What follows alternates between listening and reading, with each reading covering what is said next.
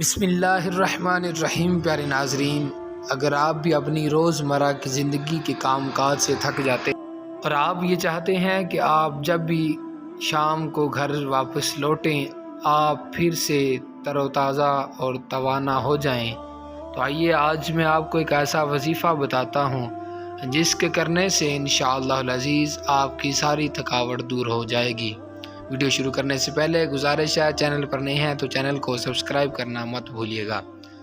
تمام دن کام کاج کی وجہ سے اگر تھکاوٹ ہو جائے تو رات کو سونے سے پہلے اول آخر 7 مرتبہ درود پاک پڑھیں، پھر 33 بار سورہ کوثر یعنی انا اعطیناک الکوثر فصلی لربک وانحر انا شانئک ھو الابتر، اس سورت کا 33 بار ورد کریں اور اپنے جسم پر پھونک ماریں۔